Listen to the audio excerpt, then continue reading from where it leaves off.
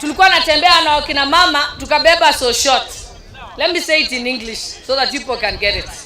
Recently, I was accused of carrying a crude weapon and a rungu. I want to tell those ignorant people that this is not a rungu. This is a so short. It is a sign of leadership among Kalenjin women, and it's also used to wash a calabash, which carries our milk, which is a thing of great blessings. So please do not insult our culture. Number 2, I know that there are people who have been going around saying that because I'm Deputy Speaker, I cannot speak about the impeachment of the Deputy President. Yes, I can.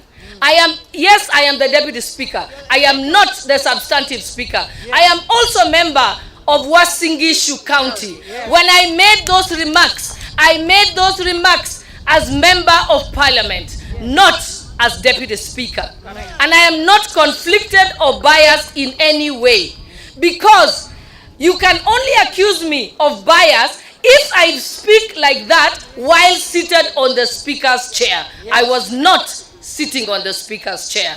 And I have no conflict of interest. I am not biased. And stop peddling that notion. And those lawyers who even have the audacity to go to court to say that I am biased and I must recluse myself, even when you ask a judge to recluse themselves, if you don't give satisfactory grounds for their reclusion, they will not recluse themselves. So yes, I will not recluse myself. And I shall continue to speak as Member of Parliament of Uasin Gishu County, and I'm also the Member of Parliament of His Excellency the President. Yes. And if he has a problem, I have a right to speak up on his behalf. Yes. He voted for me, and I have no apologies to make. I also want to say that the issue of impeachment is envisaged in our Constitution. A president can be impeached, a deputy president can be impeached, a minister can be impeached. It is provided for. It was envisaged in the Constitution. It is not manufactured by members of Parliament. So therefore, there is no need to apologize to members of Parliament. A motion was brought, and the members will look at it. I also want to say that the issue of separation of a principal from their assistant is also biblical. Yes. It is biblical. Yes. If all of you, Wamama wa Kanisa, you remember, in the book of Acts 15 verse 39 to 40, it tells the story. It says that the contention became so sharp that they parted ways. And on that one, it was referring to Paul and Barnabas. Yes. Apostle Paul was anointed to proclaim the gospel. He appointed an assistant called Barnabas, and they did a lot of work together. But at some point, there was a lot of contention between the two of them. And that is why that verse 39 says the contention became so sharp that they parted ways. So yes, it is possible for a Christian to part ways with their assistant when the contention has become too sharp. It has happened in the Bible. And that is why after that, in the remaining 13 chapters of the book of Acts, you never had a mention of Barnabas again. That will be the deputy president very soon. We'll never hear about him again. I want to refer you to the biblical story in the Old Testament. Elijah was anointed as a prophet, and he appointed Elisha as his assistant. Elisha served faithfully and diligently and without complaining.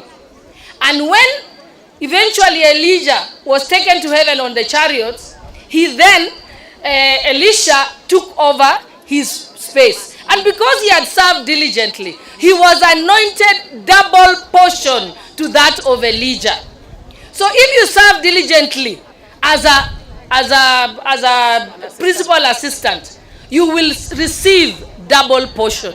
William Ruto today served Uhuru Kenyatta with diligence and humility, and he was anointed double portion. The story of Elisha goes on. When Elisha took over from Elijah as prophet, he then was appointed Gehazi as his assistant. But Gehazi became greedy, and he was involved in corruption. He began to get gifts from Naaman, whom Elisha had refused. And what happened? He eventually was cursed, and he lived the rest of his life with leprosy. That is what happens to a principal assistant who ends up not serving their principal as is required by the Bible. And let me tell you, parting ways is biblical. Abraham parted with Lot. Abraham parted with Lot, and there was also Judas. Yes, Jesus parted with Judas Iscariot. So mekubali, can we part with Judas Iscariot? Tuachane na Judas wananchi? Nataka kuona wangapi wanasema tuachane na Judas. Nasema tuachane na Judas. Asanteni sana. So kitu naomba mtuombee. Mungu atupe nguvu, afya njema na ujasiri kesho tukianza hii kazi yenye tunafanya. Kwa sababu hii kazi sio sisi tumeanzisha. Imetulazimishwa kwa sababu ya sheria. Na hata msilaumu President William Ruto tafadhali. Because William Ruto is not in parliament. Hii ni kazi ya bunge na Senate. Na sheria itachukua mkono wake. And that is what we have pledged to do. Na tunaomba Mungu pia, kama ana makosa itatokana. Kama ako na makosa, sheria itafuatuliwa. So tafadhali wananchi, mtuombee, pray for us. Kwa sababu tunataka Kenya irudi bila kelele, ndio tuweze kuwafanyia kazi kama nyinyi wananchi. Saa hizi tunapambana na maneno ya uchumi, maneno ya kuhakikisha watoto waende shule, maneno ya mahospitali. Hizo ndio kitu tunatakana kujiweka manane. So asanteni sana watu wa Kericho, nitaendelea kurudi hapa.